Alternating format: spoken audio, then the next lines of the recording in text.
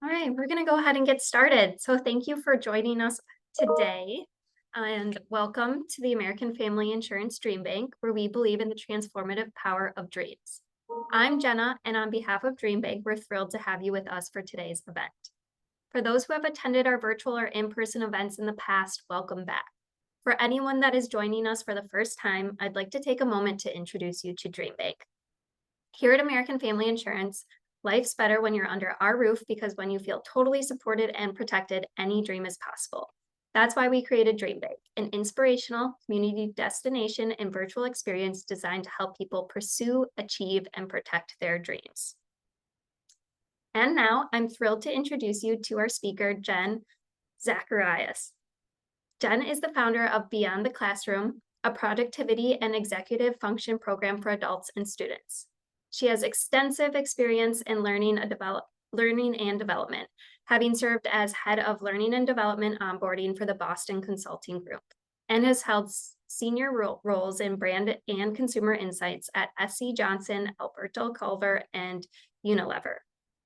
Jen is passionate about empowering individuals and organizations through her work as an expert facilitator, executive coach, marketing leader, and entrepreneur. Please join me in welcoming Jen. Thank you so much for being here, Jen. The stage is yours. Oh, thank you, Jenna. What a warm welcome. And hello, everyone. So thrilled to be here. So I am going to share my screen to take you through our topic today, which is unlocking your potential, embracing a growth mindset. So for the next hour, we are going to be talking about tips, tricks, strategies, and approaches for transforming challenges into opportunities. And I'm absolutely thrilled to lead you through this discussion. All right. So let me just pile on with extending that very warm welcome to each and every one of you. There are many different ways that you can spend an hour of your time on a Wednesday. And so I'm very, very honored that you have chosen to spend it here. Please do not hesitate to put any questions that you may have, thoughts, observations during the session into the Zoom Q&A. We will hold time at the end of the session to answer any questions you may have. I also do have the chat box up. So if you have any comments or just observations that you'd like to throw into chat, please feel free to do that as well. So Jonna gave a really lovely introduction. And so just once again, Jen Zacharias, I'm also a partner at Shine Leadership, which is a leadership consultancy and executive coaching firm. And as Jenna mentioned, I also am the founder of Beyond the Classroom, a virtual productivity and life skills program for teens and adults. On a personal note, I live in Chicago, just outside of Chicago in a town called Elmhurst, which is just west of the city. I'm married to my incredible husband, Sean. I also have two boys that are ages 12 and 14. And a very cuddly and loving Havanese dog whose name is Phoebe, and she's sitting right here next to me. So maybe she'll make a guest appearance later on in the session. Very good. So let's go ahead and dive right in. Okay, so we are going to cover a lot of ground today, but you are also going to gain a lot from our discussion. So first, we are going to start just by grounding ourselves and understanding the differences between a growth and a fixed mindset. So probably terms you've heard of before, but want to make sure that we're really clear in what they mean. We'll then learn how to reframe challenges. We all know challenges are things that for most of us, face almost every single day. So how can we reframe them to make them feel more approachable and less overwhelming? We'll also talk about ways that you can develop your ability to cultivate resilience and discover strategies and tips for how to apply a growth mindset daily. So, what we talk about today may not necessarily be completely new to you. However, these aren't topics that we typically think about day to day, right? So, I'm going to ask you to be open to the ideas that we discuss. And I want you to identify one or two things that really resonate with you. I'm also going to give you some time throughout the session for a little bit of self-reflection. So please do have a pen and paper handy. All right, let's begin. Okay, so the truth is your mindset matters. In fact, success is actually more linked to mindset than it is to talent. So this may seem counterintuitive to some. I know it certainly was for me when I first heard it. After all, we place so much value on talent and skill in our culture. But the reality is your beliefs about your intelligence, your skills, and your abilities, influence how much effort you put into your personal growth. And this is what matters most. So, this is what we are going to explore together today. So, first, let's make sure that we're all clear on what a growth mindset is versus a fixed mindset. So, Steve Maraboli, a speaker, author, athlete, and military veteran, once said, once your mindset changes, everything on the outside will change along with it. Your mindset truly dictates everything you do and how you experience the world. Nothing in life will slow you down faster than a negative mindset. So, mindset is all about how you perceive the situation that you're in or how you choose to experience the world around you, including the things that you do in your life. So, one choice that you can make is to experience the world with a fixed mindset. Right. So, people with a fixed mindset, they tend to avoid challenges, have a fear of failure. They tend to give up easily and believe that abilities are innate. So, what does this look like in practice? Well, they tend to say things to themselves like, I'll never be good at this. I'd rather stick to what I know how to do. Feedback and criticism are personal, or my potential is predetermined. Or you can choose to experience the world with a growth mindset. So, people with a growth mindset tend to see challenges as opportunities. They embrace effort. They learn from feedback that they receive. They don't see it as a criticism or they don't take it personally. And they believe that abilities can develop with time and effort. So, people with a growth mindset may say things to themselves like, I can improve with effort. Mistakes are an opportunity to grow. Feedback helps me to get better, and I like to try new things. So, in reality, none of us strictly operate from a fixed or a growth mindset 100% of the time. Rather, it's a continuum. In some situations, we may adopt more of a growth mindset, and others we may adopt more of a fixed mindset. No one way is necessarily right or wrong. However, adopting a growth mindset, especially in areas that really matter to us or that we deeply value, can be very beneficial in helping us to grow and to achieve our dreams and our goals. For example, I love to sing. Now, ask me if I'm any good at it. My two boys would 100% tell you that I am not. And you know what? I'm actually quite okay with that. I do adopt a fixed mindset when it comes to singing. I know with tons of practice, you know what? I probably could get a little bit better, but I'm really not willing to go there. However, when it comes to tackling new challenges in my career, for example, I very much adopt a growth mindset. When I decided to start my own business nearly 4 years ago, I was terrified. I had no idea what I was doing. And I knew, though, with enough hard work, with enough effort, that I could be successful. And trust me, I most certainly failed along the way. But I decided to learn from my setbacks and I kept going, growing and improving a lot through the course of the journey. So now I want to give you just a couple of minutes for some self-reflection yourself. And I highly, highly encourage you to write down your ideas. Don't just think of them in your head.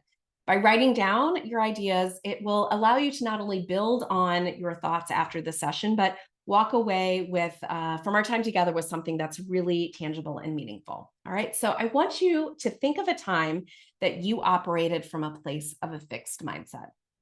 How did it impact your actions and your results?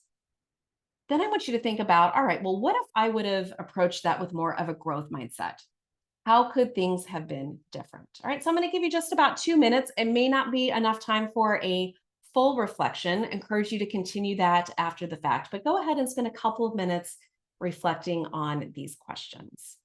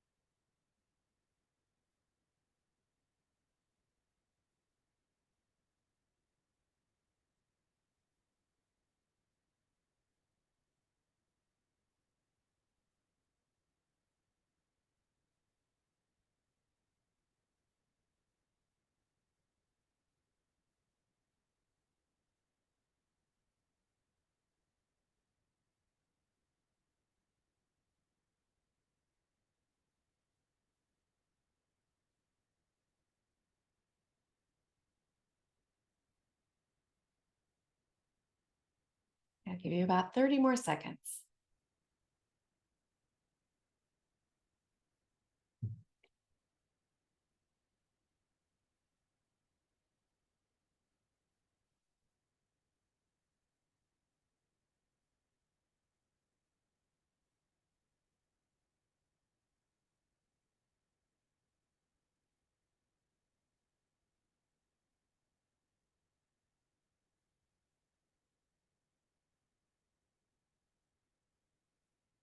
Okay.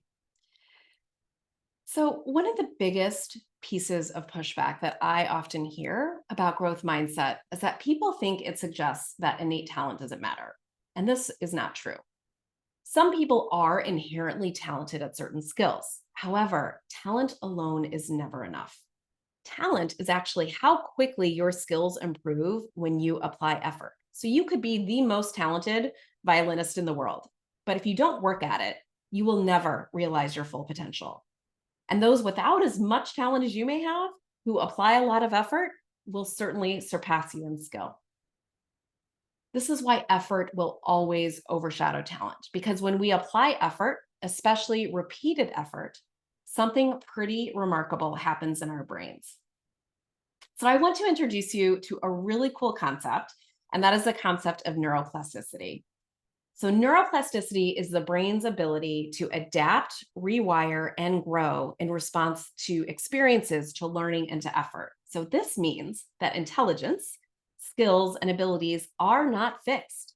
They can be developed over time. So, the more you challenge yourself and the more you do or practice something, the stronger the neural connections in your brains become.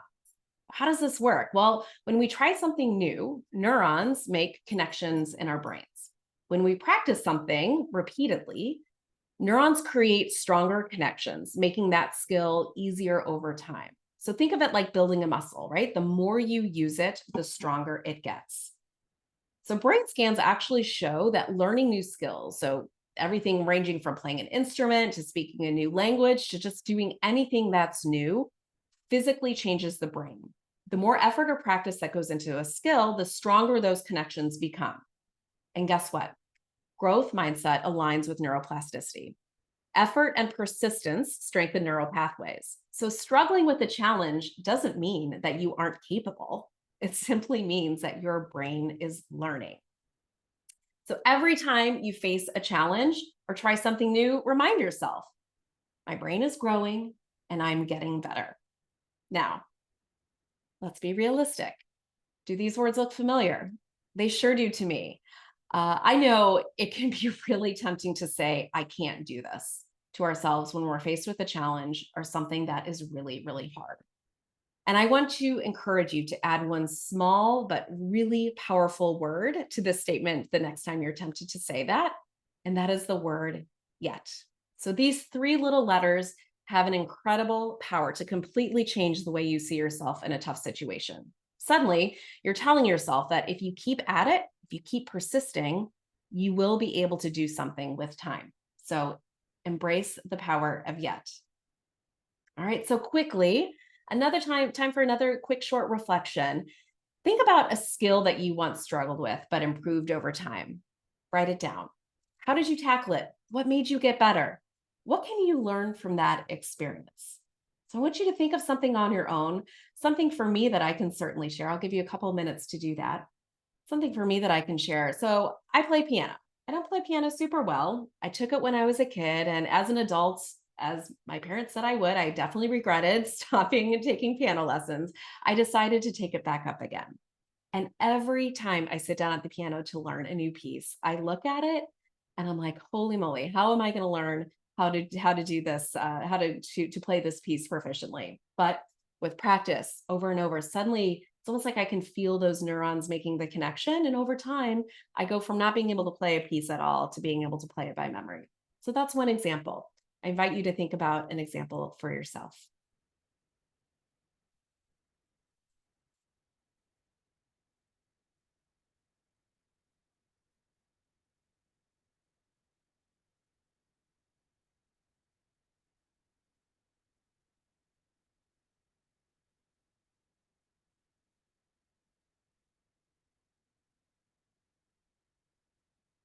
About 30 seconds.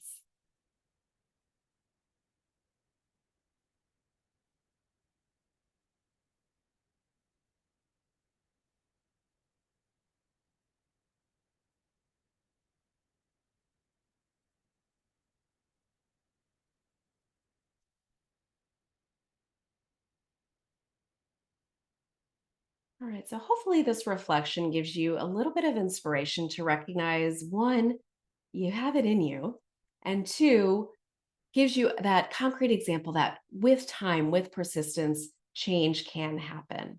All right. And so a big part of becoming good at adopting a growth mindset is learning how to reframe challenges.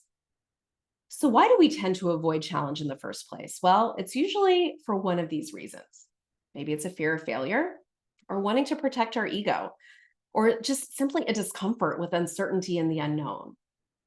There's another big reason at play, and it's survival instinct. All right. So that may seem dramatic, but hear me out. Our brains are literally hardwired to avoid things that could potentially cause us stress or harm. It all has to do with a tiny part of our brain called the amygdala. All right. So the brain is made up of different fascinating and complex parts, but we are going to focus on two today. So the amygdala is a tiny pea-shaped area located in what I call the downstairs part of the brain, or the part of the brain which drives our instinctive reactions and emotions. This is also referred to as the reptilian brain, as it's the most primitive part of our brain, and it is fully developed at birth.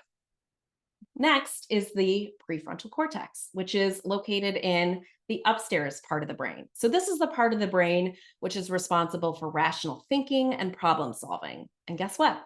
This part of the brain doesn't fully develop until the age of 25. All right. So anyone who knows or has teenagers fully understands that this is true. So let's explore these parts of the brain a little bit more. So the amygdala is responsible for processing and expressing emotions, but especially fear and anger. All right. It's always on the lookout for danger or times when we feel threatened. It wants to keep us safe. All right. So it has a really important job to play. It's our survival instinct. And so this can trigger what's called that fight, flight, or freeze response. Basically, we either fight the threat until it's gone, we run away, so it isn't a threat anymore, or we freeze because we just don't know what to do.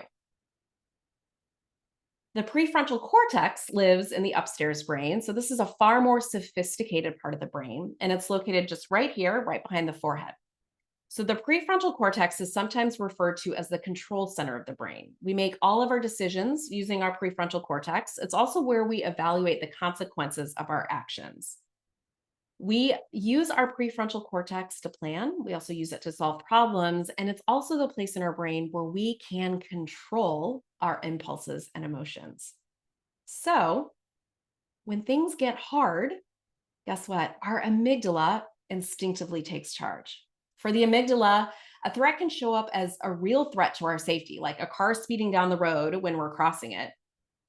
Or, and this is the kicker, a threat can simply be a stress or a discomfort that we might feel in our everyday life, like learning something that's new that might be difficult or preparing for something big that we just don't know how to tackle.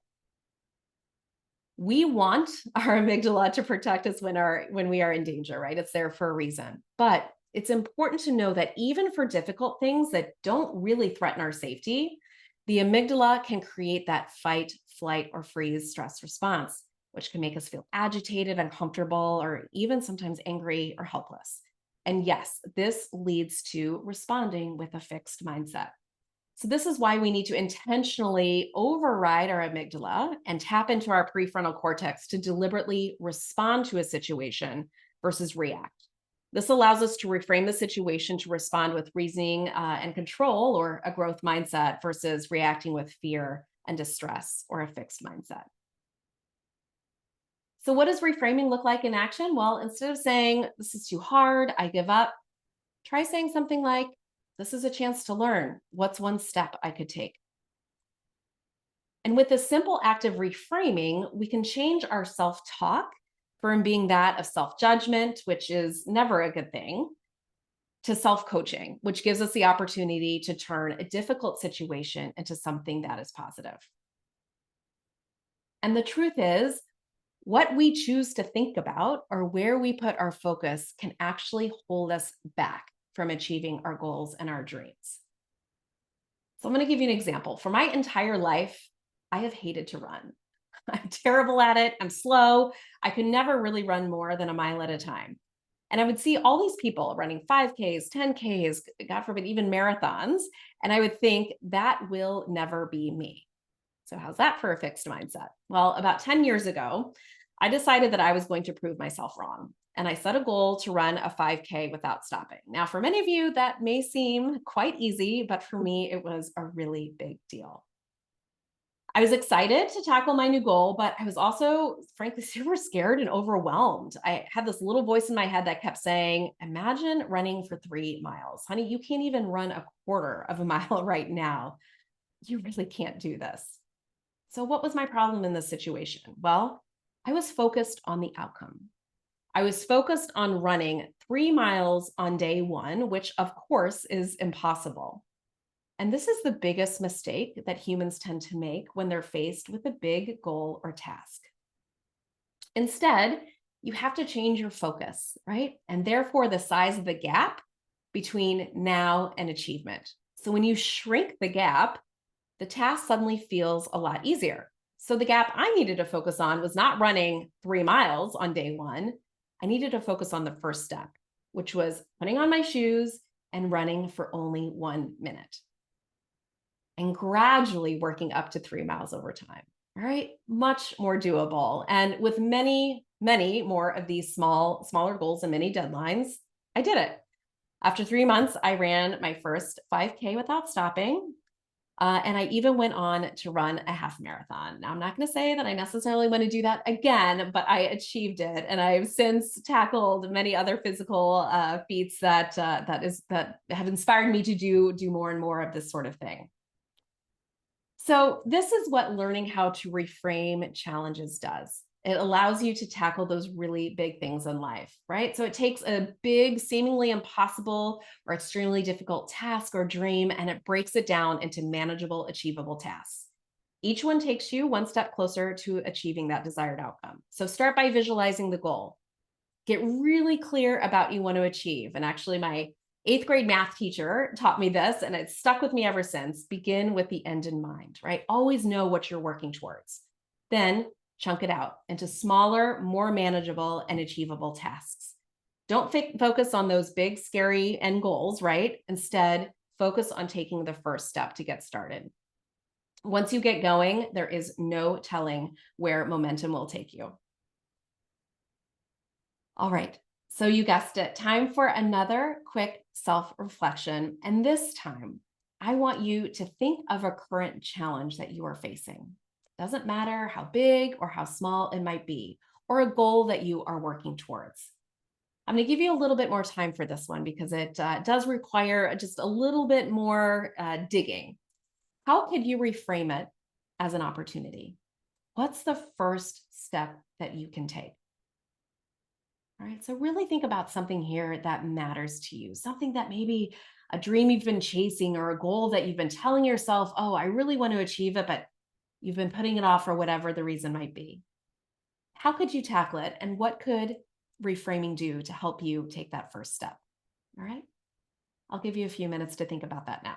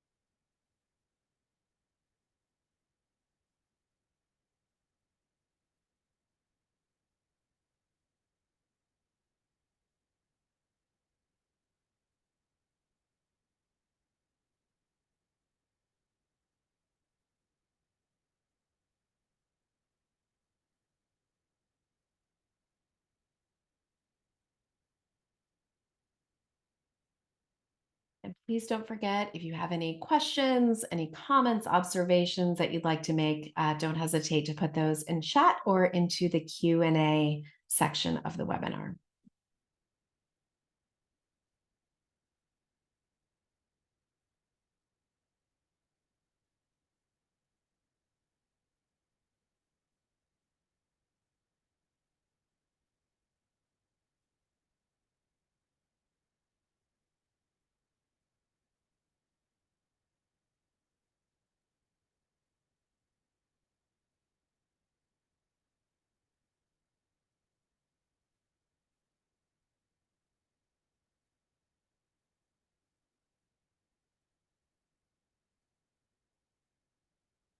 Okay, I'll give you about 30 more seconds for this one.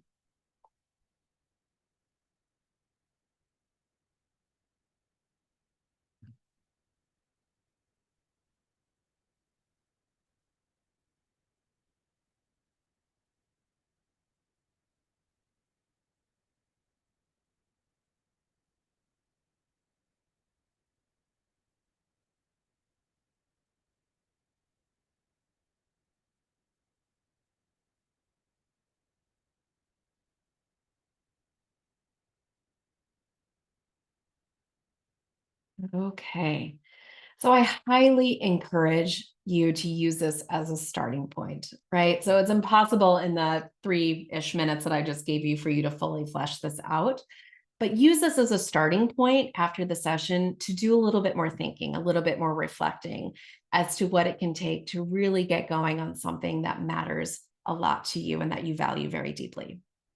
All right. So I wish that I could tell you that taking the first step is all it takes to set you on the road to success. It is more than half of the battle, I will give you that, but it is also highly likely that you will face obstacles, setbacks, and maybe even some failures along the way. And so what does it take to get through those challenges? Well, you got it, resilience and adaptability. So let's be clear about what resilience is and what it isn't, right? So resilience is the ability to recover from setbacks, all right? So to recover from a setback, it means you have to face the setback to begin with. So a misconception is that resilience is simply avoiding struggle. Rather, no, it is facing struggle head on and learning from it. So you will face struggle in life. I'm not sharing anything that is all too earth shattering with that comment, right? We all face struggle in life, sometimes every day. The difference is how you perceive that struggle. So ask yourself, do you tend to see it as something that is just too hard and so you give up or quit? Or do you see struggle as a challenge to overcome and an opportunity to practice not giving up? This is what productive struggle is all about. So, productive struggle means working through new or increasingly challenging problems without giving up, right? It's all about persevering and sticking with it. So, productive struggle eventually leads to progress. All right. So, progress is really key here. We're not seeking perfection. Rather, we're seeking progress, those one little baby steps, one at a time, which in turn gives us the confidence to keep going and even, maybe even to try something that is harder. So, seeing setbacks as an opportunity for productive struggle completely changes your mindset. It means staying positive in the face of struggle and maybe even inviting it, if not inviting it, at least welcoming it when it does make an appearance. And so to do this, you have to start by getting comfortable with feeling uncomfortable. The more you can build your tolerance for discomfort, the more resilient you will become. And so to do this, remind yourself of something. Actually, a personal trainer told me this many years ago, and it has stuck with me because it is so very true. If it doesn't challenge you, it doesn't change you. All right. It sounds a little contrived. And trust me, in the moment when my trainer was barking it at me, it was the last thing I wanted to hear. But it really is the truth, right? Unless we experience that struggle, unless we deal with it productively, we will never grow and change. And so I want to acknowledge that setbacks are inevitable.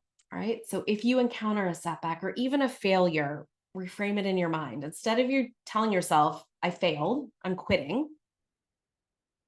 Tell yourself, I'm still learning. And ask yourself what the challenge is teaching you so that you can take that lesson and grow and make progress. It's what it's all about. So, to effectively deal with setbacks, remember three things. One, expect setbacks to happen, right? They are going to happen. Embrace that productive struggle. Also, stay positive, right? See struggle as an opportunity to practice perseverance and really see it as something that can be overcome. And then think about how can you shift your perspective, reframing failure in your mind as a step forward on the path of learning and improving. All right. Seems simple, but guess what? This takes practice. It takes work, right? It's not something that our brains are instinctively trained to do. Go back to what we talked about earlier about the amygdala and the prefrontal cortex. So this takes deliberate attention and deliberate practice. All right. So I'd like to kind of summarize some of the things that we've talked about today by quickly recapping ways that you can apply a growth mindset in your world every single day. First, embrace that power of yet. So if you want to say, I can't do this, add those three magical letters and tell yourself, I can't do this yet. It truly changes everything. Also, reframe challenges and setbacks. So think about the first step that you need to take to overcome them and ask yourself, what can you learn from that failure? It's the best way to grow and make progress. And then finally, always prioritize effort. The results will follow. Even if you feel like you can't do something perfectly right the first time, that's okay. No one is expected to, right? Give it a try. The more you do it, the better you will become. And so to fully bring this to life, I really love this quote from Angela Duckworth. I'm going to give you some resources by her in just a moment. But the quote is, the most dazzling human achievements are, in fact, the aggregate of countless individual elements, each of which, in a sense, is ordinary. So think about building the pyramids, right? Each of the individual elements that goes into the pyramid, which is effectively a stone brick, may not seem like a big deal in isolation. In fact, it really isn't a big deal in and of itself. But in aggregate, right, with persistence, with hard work, with lots of time, most certainly, it turned into something quite extraordinary. And so, with that, remember, just like any skill, building a growth mindset takes practice. So, intentionally work to practice this skill every single day. Be purposeful in your practice. Don't get discouraged if it doesn't come easily. If you keep at it, you will be amazed by the change you feel after just a few short weeks, as those neural connections are all making stronger and stronger connections in your brain over time.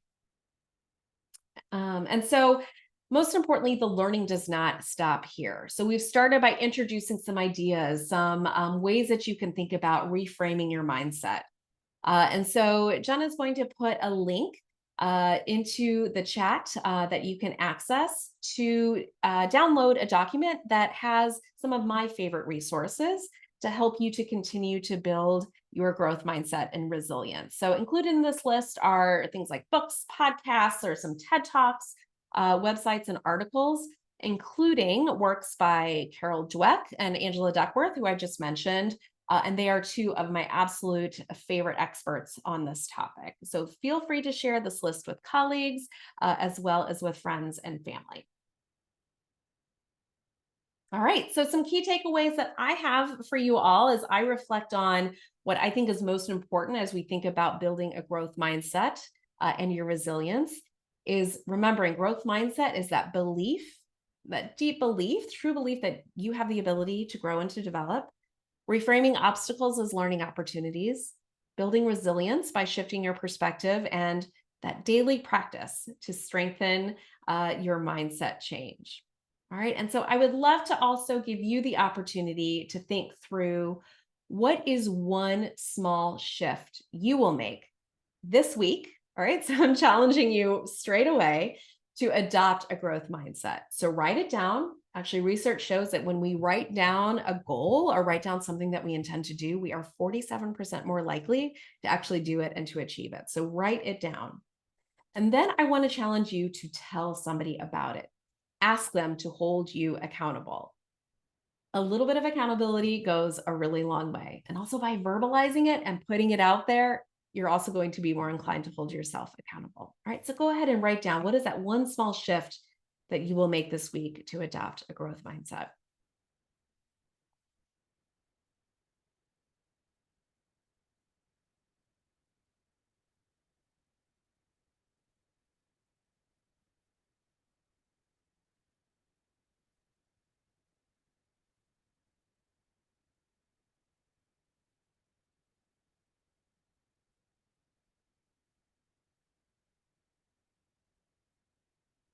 All right. Very good. And if anyone would like to, I would encourage you, since we do have the chat option, to please put into chat, what is one final reflection that you have? What is that one thing that you are going to do differently, or one small shift you're going to try to make to adopt a growth mindset? I'd love to hear from some of you about what really stood out for you, what resonated. Remember at the beginning, talked about identifying those one or two things that really resonates for you. What jumped out for you? While we do that, I'm also so I'd love to hear that in chat. So please go ahead and put your thoughts into chat as it relates to that. Also want to check in with Jenna to see if any questions or comments or things came through in the Q&A while we were discussing.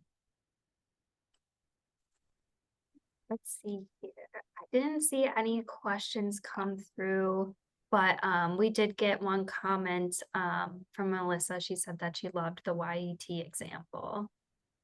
Yeah. Very good. Yeah. Yes, yes, the power of yet. And this is also something for any of you who have kids or who work with kids. This is also a really powerful thing to share with kids who are growing because it's so simple. And it's easy for them to remember, right? Just to tell them, put those three little letters at the end of any sort of negative self-talk that might come up, or the sense that you can't do something, just, I can't do it yet, right? Because then that gives you the encouragement to want to put forth some effort. And, right now, yes, it is very difficult to do, but over time, things will change and things will improve. So yes, I believe, so the recording will definitely be shared. Jenna, do you know if slides will be shared as well in a document? Yeah, I am able to send out, if you have a link for the slides, I can send that out in the post-event email, Perfect. where I'll include the event recording as well. That's great. So I will definitely, I'll give Jenna a link to all these slides that can be included in addition to that resource, one or two pager that you can take away. All right, so I want to just read a few of the things that are coming through because I'm absolutely loving what I'm seeing. And I think it just helps to reinforce some of the key messages that came through in our discussion. So Jackie talks about focusing or celebrating on those tiny forward steps towards the goal. There's so much power in that. And it may seem pretty insignificant at the time. I mean, I remember when I laced up my shoes for the first time, I was like, okay, well, this is no big deal. But actually, that was probably one of the biggest things I could have done, right? In hindsight. And so in the moment, it may not feel like a big thing, but over time, all those things add up. And ultimately become something pretty big and remarkable. So also think about the pyramids when you think about that. Mary A, love the message to reframe. Reframing is such a powerful tool. Another vote for the I can't do it yet. So adding yet to the end of that statement. So Tammy expressed that she needs a reminder to break things into so large are more manageable. Yes, absolutely. Chunk it out. Just even say that to yourself. Just remember, chunk it out, chunk it out.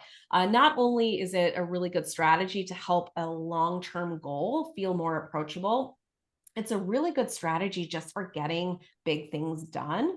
So when I approach my work every single week, I'll usually start the week and think about, all right, what are my big goals that I want to try to achieve this week?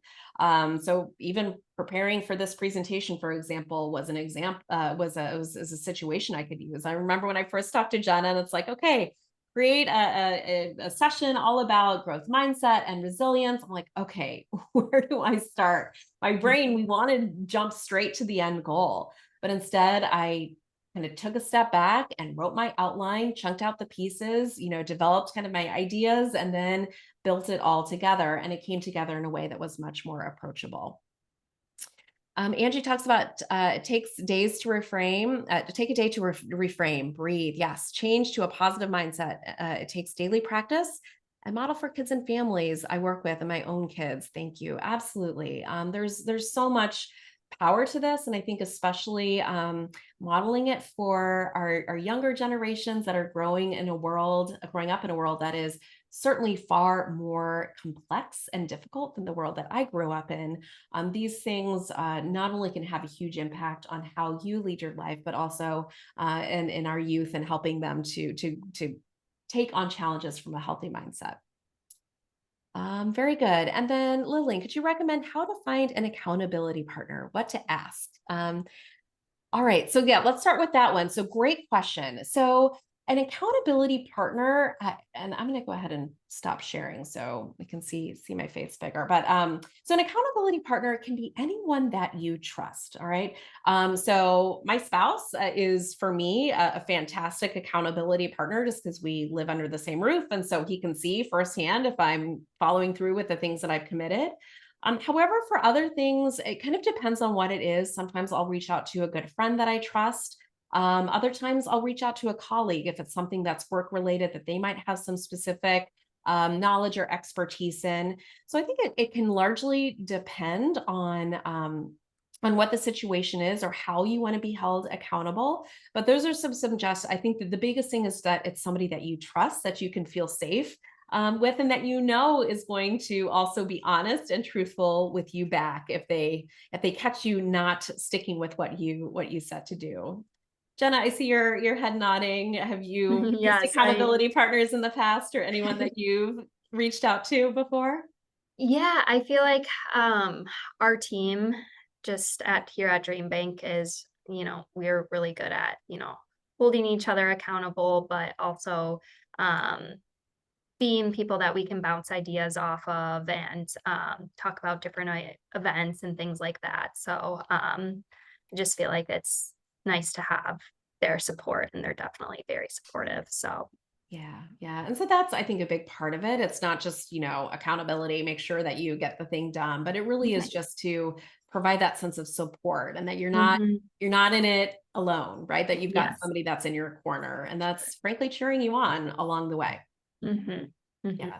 Yeah. And I think too, not only when you open up about things that you want to achieve, when you open up about things that you want to grow in, about those dreams that you might have, there's just something about putting it out there into the universe that I think helps to make you motivated even more so to make it happen.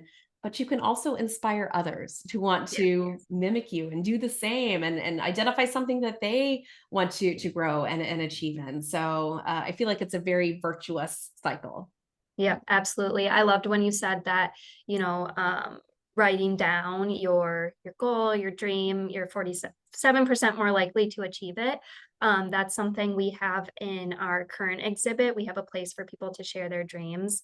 So if you're in the Madison area and you want to come write down your dream, we do have a dreamer wall here at DreamBank, and we love to see everyone's dreams up on the wall. And it is just that sharing it and putting it out into the universe. You will see that you are more likely to achieve that dream. So I absolutely love that, and that kind of goes into one question, Jen, that we always like to ask our speakers here at DreamBank. Yeah. um, so we believe in the transformative power of dreams, and we believe that the pursuit of dream is as noble as its achievement. So we'd like to ask you a two-part question. What dream are you currently pursuing, and what is one piece of advice you would offer to someone who is pursuing a dream right now? Yeah. Oh, such a great question. And I wholeheartedly believe, I mean, it may seem contrived, but the journey is just as important as the destination. All the things that you learn about yourself, but also just the way that you get better in that process. So So the latest dream that I am working on is really growing and developing Shine leadership. So actually, Shine leadership, when Jen and I first started talking, didn't even really exist in my world. So it's something that's fairly new. But I've two colleagues that I used to work with at my former employer. We decided to put our brains together and try to create something that really disrupts the way people think about kind of what's good enough at work and in their personal lives, and really helping people and teams and organizations to challenge status quo and to build something that's bigger and more aspirational and frankly just more fulfilling in what they do day to day. And so we have lots of dreams about all the different ways that we can bring this to life. A big one, just even to in the role that women play in the workforce, and how can we make not only the workplace more fair and equitable for women, but for anyone who struggles to really find their place and find their voice. And so like that's a really big thing, and it feels really daunting to tackle that. But what we've started to do is we have a couple of clients that have joined on with us.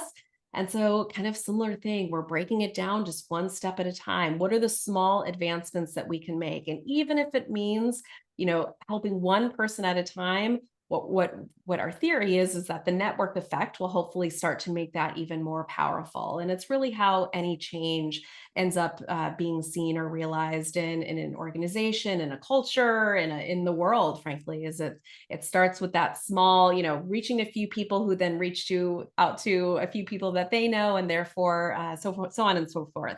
And so that's something that I'm, we're the three of us are really inspired to help to grow and to progress against.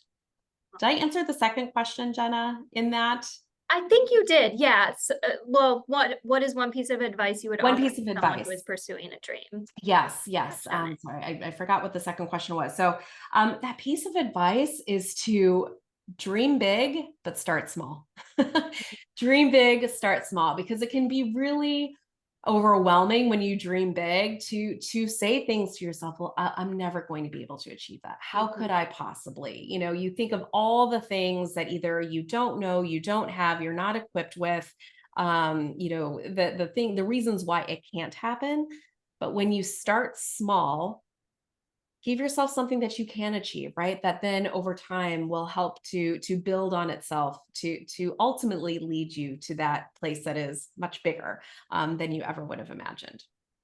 I love that. Yeah, that definitely makes it a little less daunting.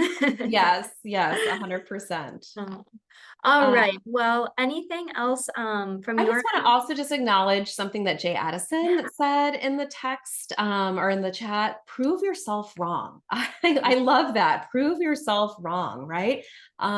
Prove to yourself that negative self-talk has no place in your mind, right? And so I think challenging those, just as you said, those expectations, those preconceived notions that get in the way of preventing growth, there's so much power in that, because oftentimes it's our own selves getting in our own way, right? And so when we push those barriers to the side, it really is pretty remarkable what we can achieve. And reframing challenges is certainly a great way to start doing that. Definitely. And Yes, thank I you, feel Terry, like for your comment as well. I appreciate so it. many nice things coming in. All right. Well, with that, Jen, if you don't have anything else, I think we will go ahead and wrap up today's session. So Jen, thank you so much for sharing your time and insights with us today. This was such an inspiring session. To all who joined us for this session, thank you for being here.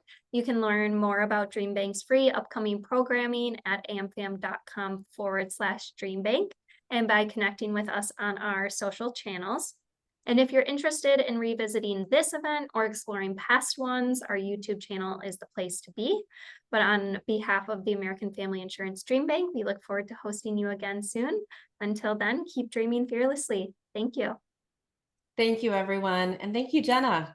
Have a great rest of your week. You too. Bye-bye. Bye.